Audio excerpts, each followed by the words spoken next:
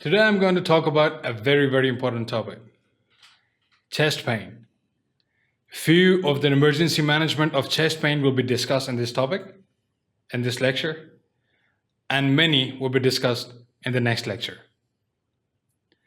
Chest pain is the most important and life-threatening common presentation with a patient coming to emergency department.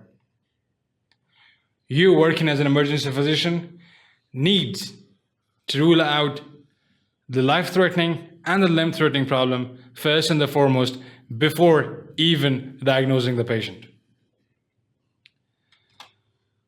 So that's how I start. What to do first? Emergency medicine and emergency physician have different approach to treat a patient or manage a patient in emergency. They rely on the three most important words, that's A, B, and C. That's airway, breathing, and circulation. I've been talking about ABC before in my previous lectures as well, because you, as an emergency physician, first and the foremost thing, airway, breathing, and circulation. If these three are intact, you can wait, you can take history, you can do examination and everything. But if not, you need to first treat airway, breathing, and circulation. So after doing that, if a patient comes to you in emergency with chest pain is a very important sign, and at times is a very fatal sign. This won't give you much time to identify or to make the diagnosis. And you have to be on your toes to treat the patient with chest pain. Because why? As I said before, chest pain is life-threatening at times, especially with people who have previous history of ischemic heart diseases or have multiple risk factors that one think of can lead to ischemic heart disease. And ischemic heart disease won't give you much time. It can lead to many problems. For example, shock, cardiogenic shock, dysarrhythmias, asystole, bradycardia, bradycardic shock, multiple things. And these are all life-threatening. Apart from ischemic heart diseases, cardiovascular system, vessels involving peripheral arteries as well, can at times be life-threatening. So if it's limb-threatening, first treat the cause. First treat that part. First treat that limb-threatening part, because that's important. And that won't give you much time. So what to do first? Complaints of chest pain. A patient comes to you and he said, I have a chest pain. Before taking history and examination and asking relevant questions, yes, these are important. But again, as an emergency physician, airway, breathing, and circulation. If airway, breathing, and circulation is intact, look for history of chest trauma.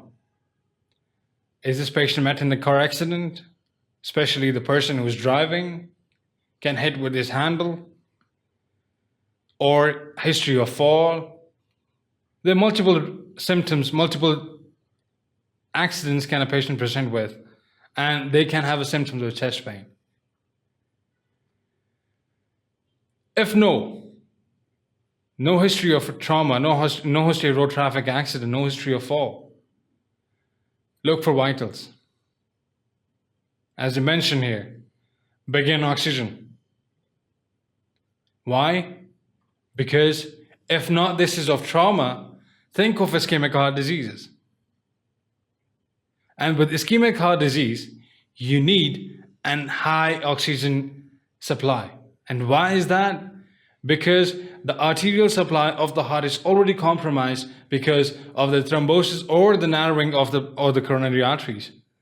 So oxygen to the heart is not adequate. So you need to provide this patient with external oxygen. Cardiac monitoring. You should not wait for more than a few minutes and start cardiac monitoring. It can show you multiple things. For example, heart rate, regular, irregular, bradycardia, slow heart rate, tachycardia, increased heart rate. What other things it can show you? Arrhythmias, ventricular fibrillation, ventricular tachycardia, sick sinus syndrome, asystole, most importantly. And what to do with when you see all these rhythms? Do you go and take history? No. You treat these rhythms. You have to treat these abnormal rhythms. And what do you consider most important thing when a patient with dysarrhythmias or a patient who have irregular heart rate or decreased heart rate? What are the three most important things that you need to consider? Mental status, how the patient is alert or confused, his vitals, blood pressure, and is this patient unstable? If yes, there are reasons that you need to treat this patient mechanically apart from chemically. For example, a patient with severe hypertension is irritable and he's having ventricular tachycardia. Would you revert this rhythm with drugs? No. You will cardiovert this patient. A patient with SVT, supraventricular tachycardia, irregular rhythm, heart rate of more than 150. What would you do? Look for stability of this patient. Hypotension, unstable, altered mental status, shock. You need to shock this patient. You need to cardiovert this patient. Atrial fibrillation, and it's the most important cause for making a patient go into cardiogenic shock or pulmonary edema, can lead to left ventricle failure. The thing is, why is it important to know the blood pressure in arrhythmias or irregular heart rates? For example, what happens if there is increased tachycardia or ventricular fibrillation? There is less time for heart chambers to fill with blood. So when this happens, there is decreased blood pressure. So what will you do? You give this patient an external fluids? No. You treat the cause. You treat the arrhythmias first.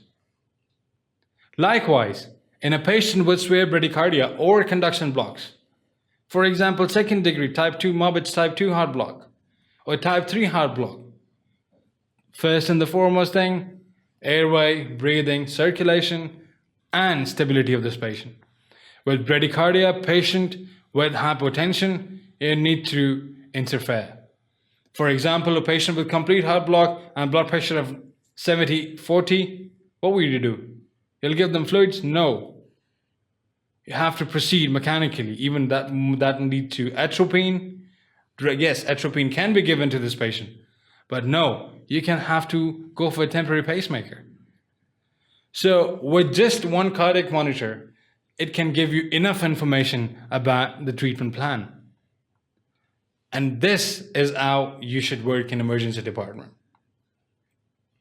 Measure vital signs. I told you the importance of vital signs. What includes vital signs? Blood pressure, GCS, pulse, temperature, respiratory rate, and pulse oximetry. Everyone has its own importance. For example, if a patient is breathing heavily or his respiratory rate is more tachypneic, what would you think? You can think of multiple things: cardiogenic shock, pulmonary edema, acute exacerbation of COPD, fibrosis, tension pneumothorax, pneumothorax, pulmonary embolism. There are multiple life-threatening diseases that you can think with just respiratory rate.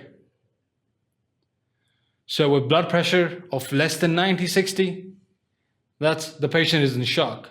You need to identify if it's due to cardiac activity, less cardiac activity, maybe cardiogenic shock. Most importantly, the patients with anterior wall MI or with ejection fraction of less than 30% or severe LV systolic dysfunction. the patient can present with pulmonary edema or cardiogenic shock. If a patient comes to you with tension pneumothorax, distended neck veins, hyperresonant chest, tracheal deviation towards opposite side, increased respiratory rate, think of tension pneumothorax, treat it accordingly. Examine for shock, increased venous pressure, pulmonary edema. So what are these? Increased pulmonary edema. Why this happened? This happened because cardiac mechanical properties are not well developed or have been damaged so much that they cannot effectively pump the blood out of the cardiac chambers. So what happened next? It's pulled back into pulmonary vessels. When it pulls back to pulmonary vessels, it comes around as pulmonary edema. So it's not the fault of lungs, but it's the fault of a heart that's leading to pulmonary edema. And you have a different way of managing this patient. So if this patient is with hypervolemia, though the blood pressure is less, and why is that? Because the cardiac activity is not enough to maintain an adequate blood pressure. So what happens then?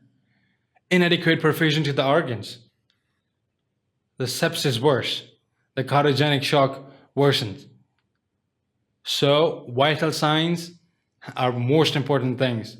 Examination with the patient in emergency with chest pain is very, very important.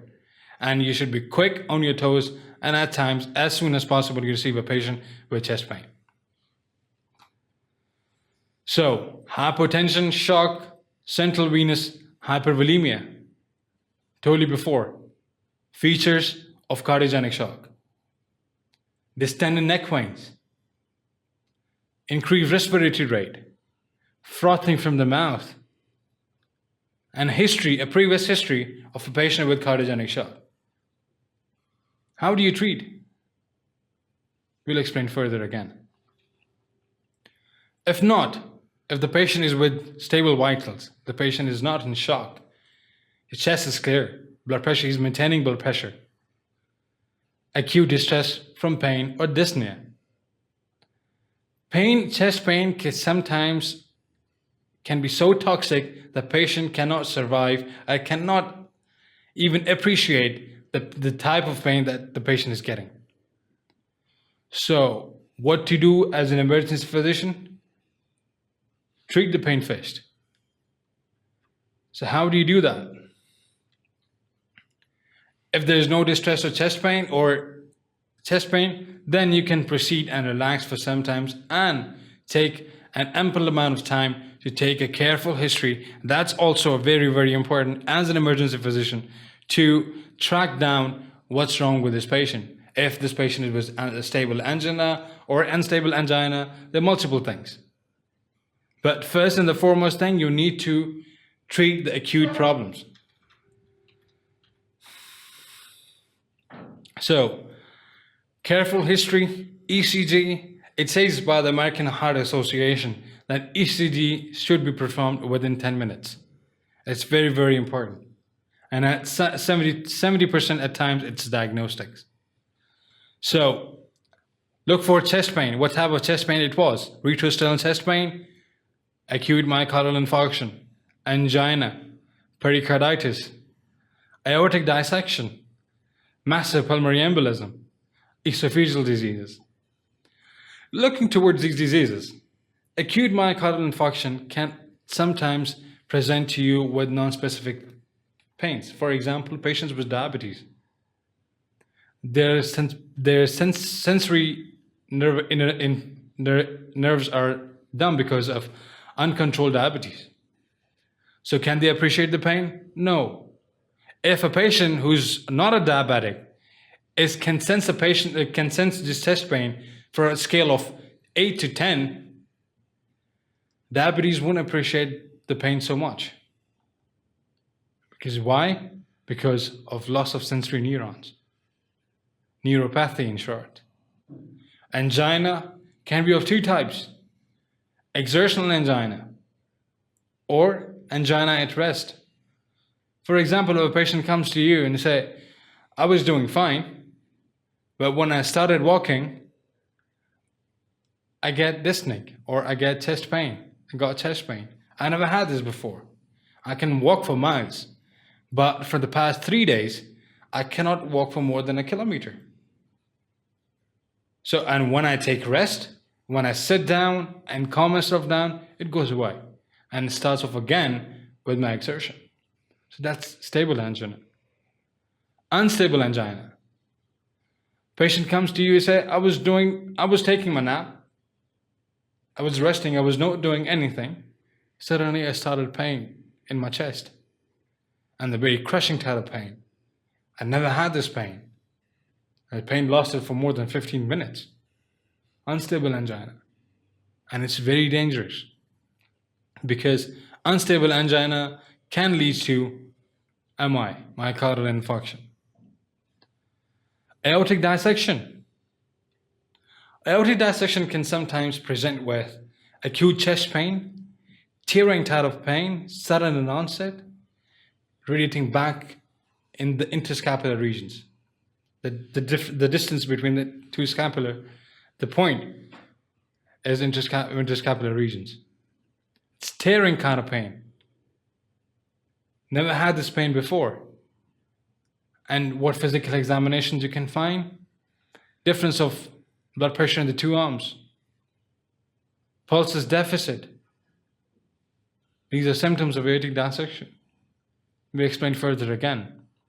Pericarditis. Pericarditis is inflammation of the pericardium, pericardial activity. So patient can present to you with rectusal chest pain and it's sometimes pleuritic chest pain.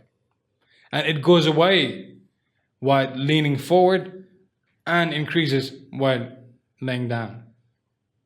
Diagnostics. Echo can be done as soon as possible to rule out pericarditis. Esophageal diseases. So again, pleuritic chest pain. With inflammation of pleura, or you can have pleuritic chest pain. Pneumonia can present with pleuritic chest pain. But what might be the differentiating point? Fever, tachypnea, cough, differentiating points. Pneumothorax.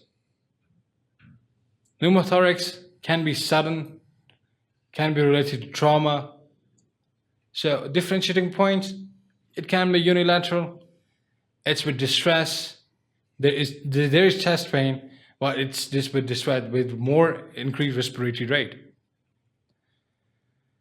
Pneumomediastinum, air in the mediastinum. Pulmonary embolism. Oh, pulmonary embolism is very, very dangerous. It will give you nothing, no signs, no signs in physical examination except for tachycardia, clear chest, lung fields, and at times can be hypertension. Think of pulmonary embolism. We'll explain more what are the risk factors of pulmonary embolism. Next, chest pain with abdominal and back pain. Pancreatitis, epigastric pain can sometimes lead to chest pain because of referred pain. Cholecystitis can sometimes lead to chest pain. Duodenal ulcer, gastritis, again aortic dissection. Myocardial infarction at times can present with epigastric pain or abdominal pain. So, first, as an emergency physician, this is an important take-home point. If a patient, an elderly patient with risk factors comes to you with abdominal pain, first and the foremost thing, get an ECG. It won't take more than 5 minutes and it will give you enough information. First, get an ECG. Look for any cardiac problems. Focal tenderness, if a patient comes to you and say, this is where I'm getting the pain, think of costochondritis or the pain that increases with inspiration and decreases with expiration. Musculoskeletal disorders, and Treats syndrome is one of them. So moving back again, acute distress from pain and dyspnea? If not, told you how to proceed. But if yes, first treat the pain. Treat the patient, treat the symptoms first. Can obtain brief history. For example, for how long this chest pain is going on. Any signs of vomiting, diaphoresis, sweating with it? Is it radiating? Is it going back? Can take hardly 2 to 3 minutes to take an important history information. Insert large bore cannulas. Very important, because with this cannulas, you can have to provide this patient with fluids, with anticoagulations, or with thrombolytics. Obtain ECG. Again, you have 10 minutes, obtain an ECG. Correct arrhythmias. Morphine. Why? Because it kills the pain. Morphine is very, very important.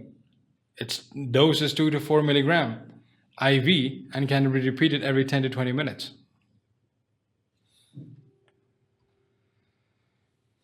So, electrocardiographic evidence of myocardial infarction.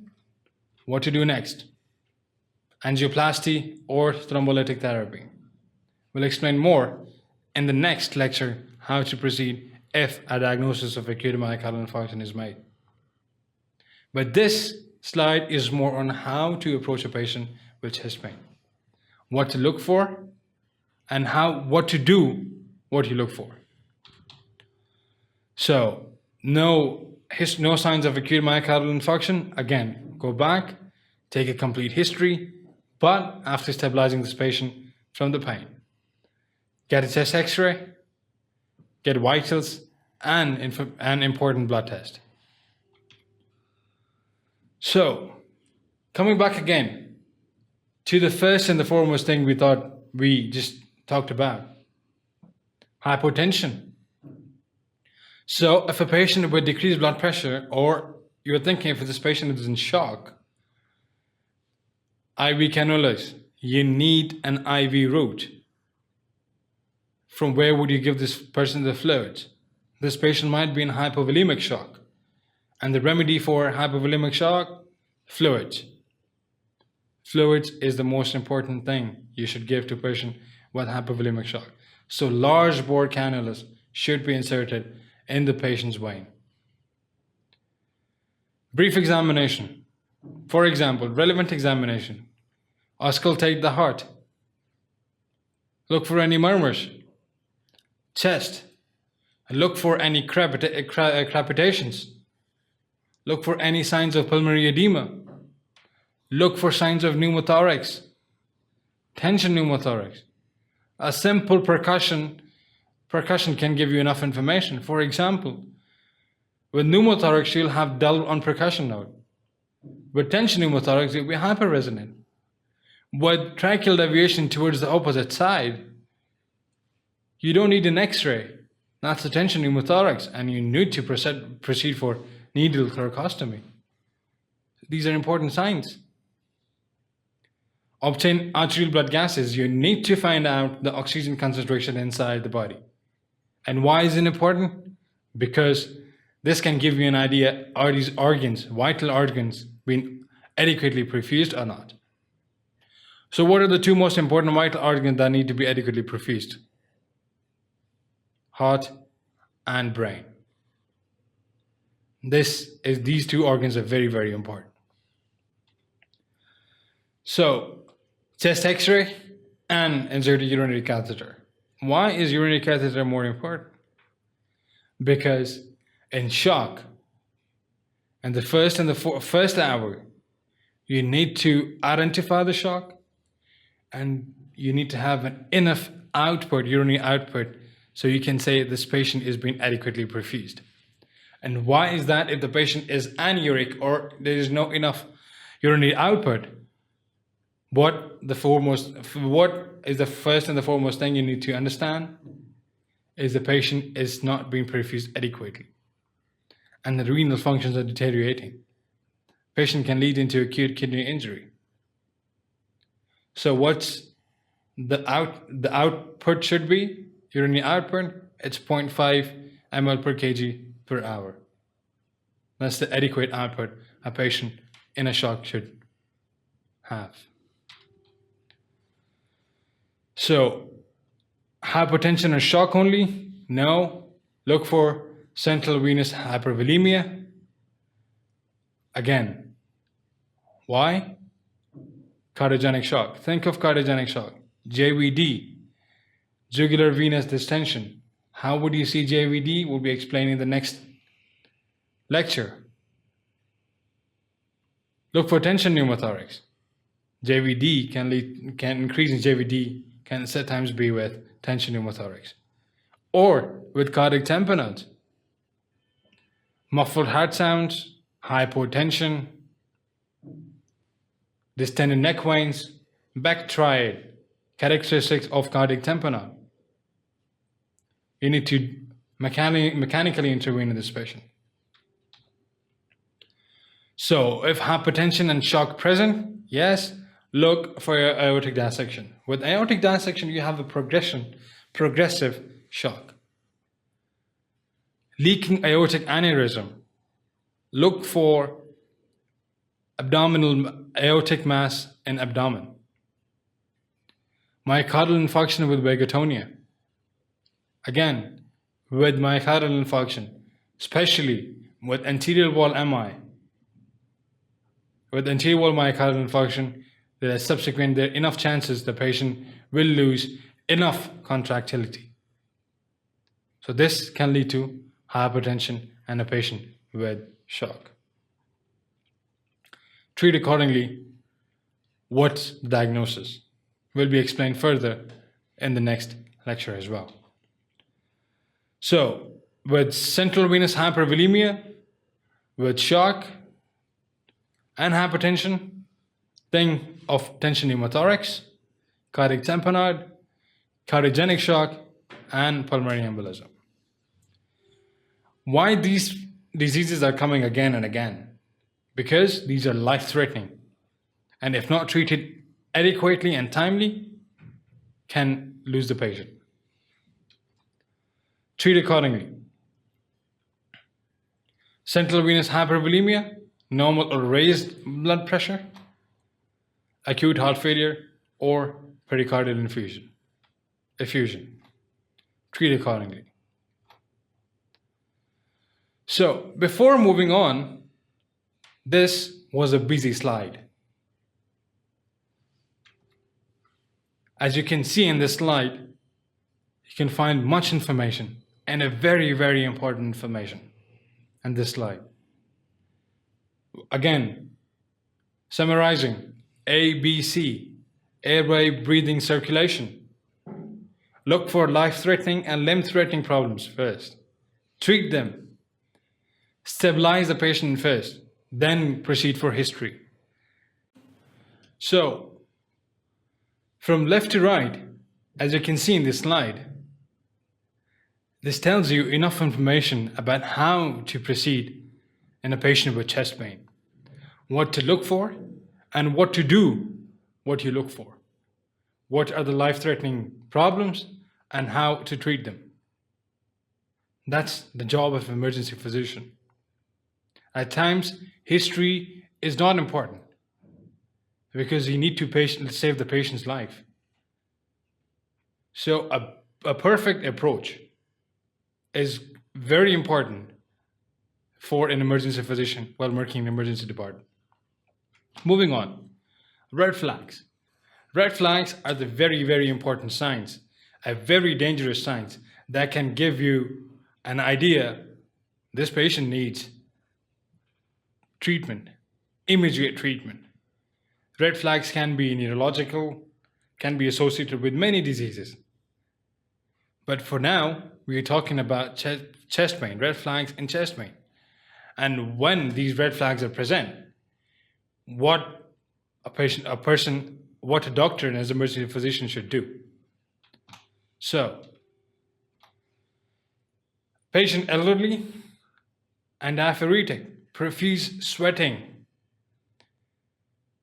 If you're working in an emergency department and you see a patient coming with chest pain, as you can see in this diagram, how this lady is holding his chest, that should blink your eye.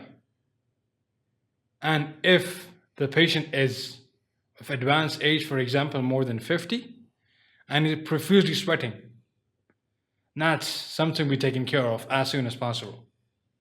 That's for many times it's ischemic heart disease, and you need to identify as soon as possible. It's a serious disease. Exertional relieved by rest. As I told you before, stable angina. It's when what happens is when a patient do exertion, the arteries who are already compromised because of the narrow lumen gets affected more. So what is the result of these narrowing of the arteries, especially coronary arteries? There's decreased oxygen supply to the heart. On the other hand, when you do an exertion, when you do a stress, when you do an activity, there is a reflex tachycardia because the heart needs to supply adequate amount of blood to make that activity happen. But what happens when there is narrowing of the blood supply to the heart? And on the other hand, similarly, you are exerting. So the oxygen demands are more because of the exertion that you're doing. But on the other hand, there is decreased oxygen supply to the heart. And why is that? Because of narrowing of the lumen. So when the balance is disrupted, that leads to chest pain. That leads to decreased oxygen supply to the heart and eventually chest pain. It's a very, very dangerous sign because stable angina can lead to unstable angina and eventually myocardial infarction. So, very, very important sign. Can lead to unstable angina. So, it says exertion relieved by rest. What happens when you rest? As I told you, there is imbalance between the supply by the heart to the muscles because of exertion that the person is doing and the supply of oxygen to the heart because of narrowing of the lumen. That's when you exert, when you do an activity. But what happens when you take rest? The oxygen demands of the heart decreases because you are taking rest. So still there is narrowing of the lumen, but the oxygen supply is enough for that stable or resting heart that it don't show up with pain. So that's the difference. Why is stable angina more with exertion and relief with the rest as compared to unstable angina? Because unstable angina is new onset angina at rest, chest pain at rest. That you are taking a nap or you are not doing any exertion, and suddenly you start off with the pain, and it can associate with profuse sweating. It's a dangerous sign. No matter what it turns out to be, but first rule out unstable angina in this patient. Get an EKG, get cardiac profile first. Rule out first the dangerous things. Then proceed for other things. Radiation to the arm, shoulder, neck, and jaw. These are important associating factors in chest pain. Why is this radiation? Because heart diseases are sometimes referred pain to the shoulder, to the jaws, and to the neck. So you can think of acute coronary syndrome and aortic dissection. Aortic dissection typically present with a tearing type of pain to the back, especially in the interscapular region. Following vomiting, esophageal rupture. There are structures that you need to consider considering a patient with a chest pain. We'll explain further in next slides. So red flags again: neurological deficit, sudden maximum intensity radiation to back. What I told you before, think of aortic dissection. Pleuritic chest pain. Chest pain that increases with inspiration and decreases with expiration. Pulmonary embolism, pericarditis, pneumothorax. Dyspnea, acute coronary syndrome, pulmonary embolism, chronic obstructive pulmonary diseases. Pneumothorax. History of trauma with dyspnea, flail chest, tension pneumothorax, pulmonary embolism. Why I'm repeating again and again? Because these are the life-threatening problems. And you need to identify, these are red flags. And you need to identify and treat them as soon as possible. So, as I mentioned before, coming to the slide, as I mentioned before, what structures need to be taken under consideration while dealing with chest pain? As you can see here, heart, very, very important, life-threatening. So if a patient comes to you with chest pain, think of diseases of heart, think of disease of chest, and think of diseases of abdomen. These are very, very important structures in the line, and at times can be life-threatening. So, tension pneumothorax again, hyperresonant hemithorax, decreased breath sounds, unilateral decreased breath sounds. Chest X-ray is diagnostic for most of the times. You can see an absent lung fields. Trachea deviates away from affected side.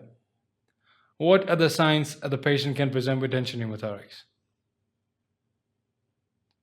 Increased respiratory rate, distended neck veins. Apart from all of these, so what to do? Should we wait for an X-ray? Should we wait for some other radiological findings? No. Should we wait for history? No. Proceed for thoracostomy. Proceed for needle decompression of tension pneumothorax. Cardiac tamponade, muffled heart sounds, hypertension, distended neck veins. It's called Becht triad, classical for cardiac tamponade. So how the patient present? Faint heart sounds, in short, muffled heart sounds. ECG can present with diffuse, large, low voltage electrical ultrans. Pulmonary edema can be there, but it's very, very rare. Echocardiographic is diagnostic. And what to do? Pericardiocentesis, surgical intervention to decompress the heart. What happens in cardiac tamponade is there is no problem with the walls of the cardiac chambers. But the thing is, the heart cannot fill to its maximum chambers because of cardiac tamponade. When this happens, there is decreased diastolic filling. And when this happens, there's decreased blood pressure and backward pooling, distended neck veins, and muffled heart sounds. So you need to relieve this tamponade. Cardiogenic shock, arrhythmogenic. Arrhythmogenic. Why it is said arrhythmogenic? Cardiogenic shock includes hypotension, at times pulmonary edema, especially with left ventricular failure, or peripheral edema, especially with right heart failure, congestive heart failure.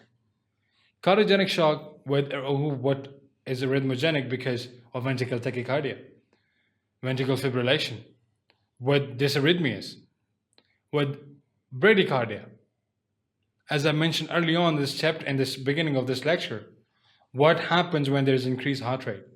There is less time for the cardiac chambers to fill and decreased diastolic volume, leading to shock.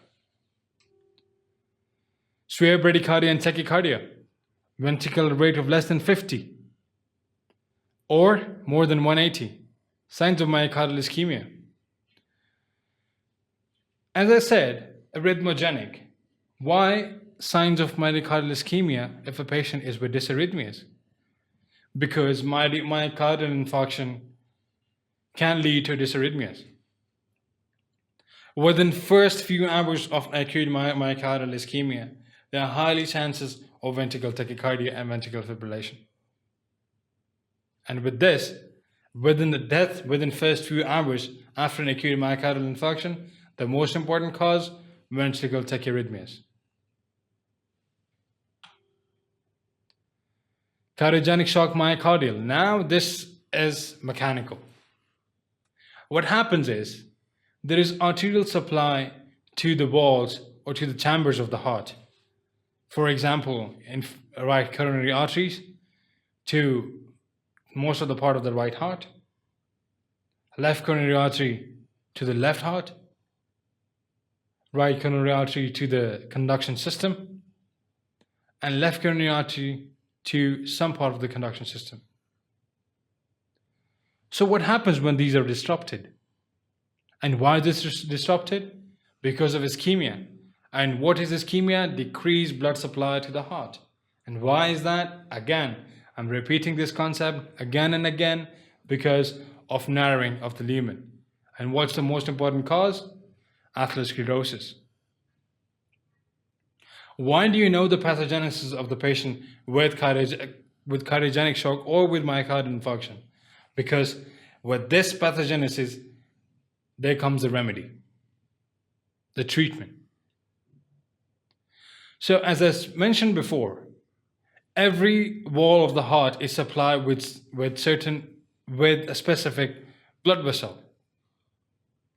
For example, if a patient comes to you with acute myocardial infarction and there is left coronary artery blockage, so what are the structures to be involved? Left ventricle, left heart to be precise. So what happens when there is left ventricle failure or when left ventricle ischemia? As you know, left ventricle is highly muscular as compared to right ventricle. So when there is ischemia, there is not adequate pumping of the left ventricle. So when there is not adequate pumping, the blood pulls in but cannot be ejected or cannot be pumped out. Why? Because the muscular activity is damaged now. So these blood pulls again back to back onto the same chamber, and simultaneously it goes back into the pulmonary vessels, because you know heart receives blood from pulmonary vessels, left heart receives blood from the pulmonary vessels. It goes back pulling again to the pulmonary vessels and eventually to pulmonary edema. So with eventually to pulmonary edema, there is back pulling to the right heart, because right heart sends blood to the pulmonary vessels and then again after oxygenation comes to the left heart. But if there's back pulling, the cycle reverses and goes back to the left heart. So it leads into right heart failure as well. In short, congestive heart failure. So left heart failure can present with congestive heart failure while involving right heart as well. But there are typical classical differences in the symptoms of the left heart failure and right heart failure. For example, with left heart failure, the patient can present with orthopnea, dyspnea, pulmonary edema. With right heart failure, patient might present with distended neck veins and peripheral edema. These are important differentiating points. So, ECG shows pattern of diagnostic infarction, ischemia, as I told you. And the next slide, in the next lecture, I will show some examples of ECG, what are the diagnoses on that ECG that can show ischemia. Pulmonary embolism. A patient comes to you with tachycardia, hypertension, pleuritic chest pain, and you find nothing on examination. First and the foremost thing, pulmonary embolism. It's life-threatening. So, physical examination at times is unremarkable. Signs of right heart strain. Right heart strain, how does it show up? Get an echocardiograph. You can see an right ventricle or right atrial dilation. So that shows right ventricle, right heart strain. Infiltrates, effusion of pulmonary vasculature can present, but most of the times it's not. Ventricle perfusion scan. It's important. Diagnostic at times. Spiral CT is very, very diagnostic. Pulmonary arteriography is important. Pulmonary embolism, how to treat this patient with pulmonary embolism would be discussed in the next lecture. So, summarizing, when a patient comes to you with chest pain, look for these things. With quick review. Chest pain, heart hemorrhage, look for MI, angina, pericarditis, myocarditis, valvular diseases. When involving lungs, think of infections. Tachycardia, fever, cough can present to you with a variety of symptoms. Pneumothorax, pulmonary embolism, chronic obstructive pulmonary diseases. Involving chest and ribs, costochondritis, pulmonary contusion following a trauma. A rib fracture can present with chest pain, muscular strain, muscle strain, costochondritis. Herpes zoster at times can present with skin lesions, as you can see on inspection. And before even starting of the skin lesions, there can be a pleuritic chest pain with herpes zoster.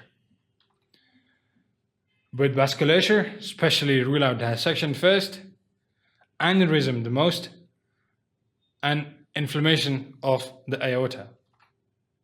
With stomach, rule out esophagitis following a vomiting. Gastroesophageal reflux disease. It's very, very important and very common. Spasm is very important. Foreign body, esophageal rupture. Gallbladder diseases. Cholecystitis can present to you with chest pain because of the rapid pain.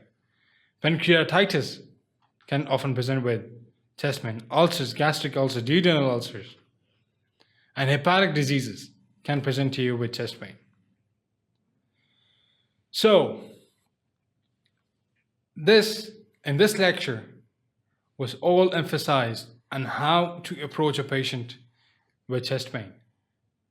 Again, what are the life-threatening and problems that need to be treated acutely and as soon as possible, and for what things or for what problems you can wait and take an ample amount of time for a history and examination.